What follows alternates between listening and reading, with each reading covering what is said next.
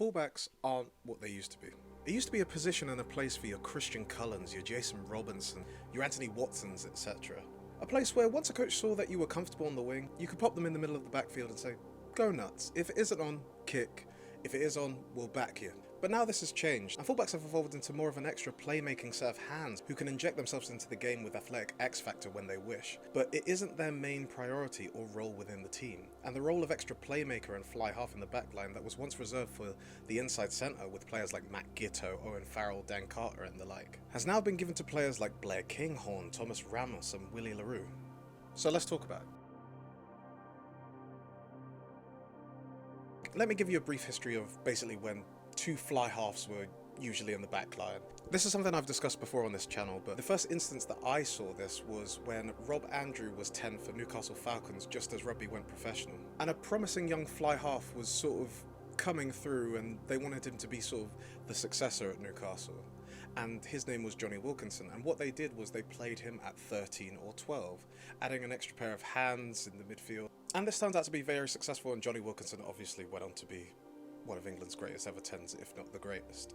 And not that this was an original thought, but you saw it across the game as you see players like Matt Gitto and Dan Carter as they were coming through are not being given the full reins, but being given a role within the backline in a position where they can express themselves and sort of see how it's done before they are given the reins fully themselves, whilst adding another player in the backline to spread the ball wide. And you can even see more modern examples of this, like Owen Farrell when he was first coming through at Saracens, and then his partnership with George Ford, but as the years went on with England to great success. But now there's been a shift from having that extra playmaker be at 12 to now them being at 15, and it's even down to like the level I play at where 15s are sort of seen as that extra 10 in the backline.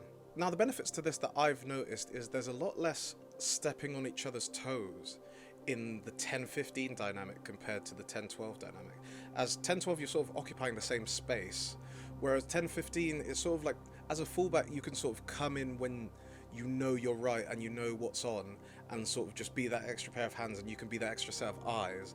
Whereas with the 10-12 dynamic there's always a more dominant personality and there's a lot of balancing of personalities and egos that sort of doesn't get talked about that much. It worked very well with George Ford and Owen Farrell because by all accounts Owen Farrell was the more dominant personality while George Ford sort of ran things, but in the big moments Owen Farrell was sort of calling the shots. Whereas when you saw it with Marcus Smith and Owen Farrell, it was sort of like Marcus wanted to do things his own way and the way he had won a premiership doing them, whereas Owen Farrell is the experienced guy who's won things, and so you can sort of get in each other's way. Whereas with the 10-15 dynamic, 10 is running the show as very much 1A, and then 15 is sort of the 1B who comes in whenever he's ready sort of thing. And it's a great way, I think, for young fly halves to learn the game in a lot less of a pressure cooker environment. Obviously you've got the covering the backfield sort of thing, but most of the time 15s kick the ball long anyway, and it's sort of, that's just the way it goes, and it's just sort of like, if you can't make it to the halfway line on a kick return, just boot it back. So what caused this change? Well, it was two things. The first one is the sort of arms race for gain line offset piece that's sort of built into what rugby is at this point, like the set piece, little checkpoints. How can you be the most effective from that point? So with the need for gain line, obviously a hit up centre, whether they're playing 12 or 13, has just become the premium for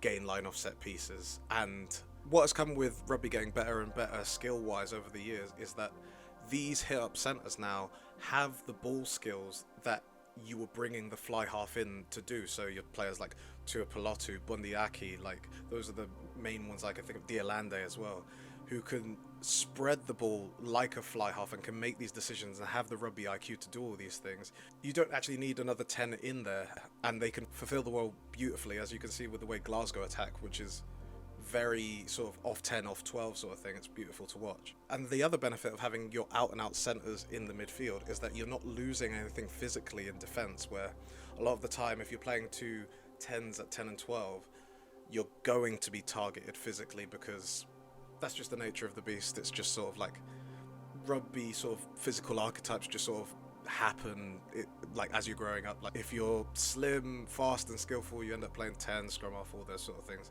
Centers, if you're a bit thicker, you end up playing that. It's just how it is.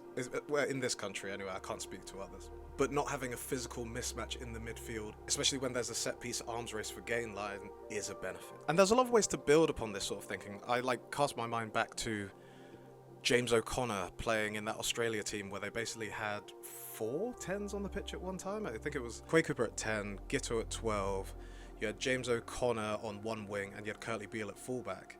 And in doing that, they weren't the biggest team, but they could play so quick and so wide, and they had like such a high IQ back there. We had Adam Ashley Cooper and Drew Mitchell there as well, and Will Gignett. And I think the next evolution of this will probably be having a 10 in sort of a free roam role, kind of like Gabriel Ibitoy and kind of like Matt Hansen. They're sort of the glue in the back lines that they're in. And Ibitoy especially just sort of popping up and being a smart set of eyes in the back line to be able to see opportunities. And it's already been like half toyed with a lot of teams, like players like Ravovo and like Ringrose have done stints on the wings this season, and coaches seem to be in love with, from what I see, having a high IQ player who can play in another position but on the wing, probably because it allows teams to play a lot more shape when you've got like the high rugby IQ guys who are used to playing in the midfield on the wing, so they can just pop in out the back and sort of add that extra number as you're going through the phases. So it does make sense. And even another evolution, you can see teams like Toulouse where they'll have 3 fullbacks in their backfield, like they'll have like Ramos, Capuzzo and Kinghorn and Capuzzo as the 2 wingers who are like out and out fullbacks. Kinghorn playing international rugby at 10 as well. And even Capuzzo, who is an out and out fullback, when he plays for Italy, sometimes he'll be on the wing as well, just so that they can have that extra pair of hands and that extra set of eyes when they have Tommy Allen, who's a fly half by trade. Now, I haven't really spoken about the downsides of doing this because they're kind of the same as when you have a 10 at 12. Positional instincts and nuances for the game are sort of lost, and like it takes people a little while to learn on the job. But what I do think is it's a lot less detrimental to your team having a 10 at 15 than at 12 when it's during the teething period, if that makes sense, because everyone's got to learn on the job and it doesn't disrupt the team's flow as much. Because in my opinion, 10, 12 and 13 need to work as a unit, and everyone needs to know their jobs inside and out. And it's very obvious when that's not the case. Whereas with the back threes unit, I think you can sort of paper over the cracks a lot easier. So my closing thoughts on this are actually that positionless rugby is a lot closer than you think, and it'll probably go down the way that like PSG have in the Champions League, where their centre-backs can get upfield and are trusted to get upfield while their midfielders cover them when they do that.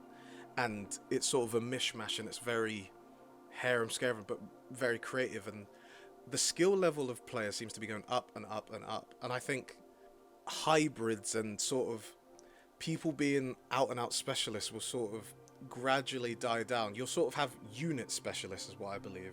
It will sort of be like you're a midfield specialist, so that's your 10, 12, 13 unit, and your back three specialists, it's sort of like those sort of covered. And in the forwards, it will sort of be like your back row, second row, front row, that'll probably all stay the same, but with more sort of grey areas between second rows and back rows, and maybe even between hookers and props, but that's above my pay grade. But rugby is always going to evolve, and there's often like rugby cliches that like they say like forwards win you the game, backs decide by how much, and I think it's going to slightly evolve from that.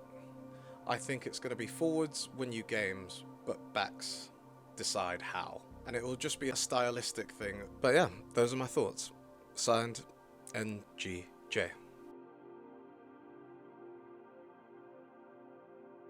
And if you're still here at the end of this video, I just want to say thank you. Like, it's your support in this channel, and like people who like have asked me like when you're coming back and stuff, it means more than you know. Like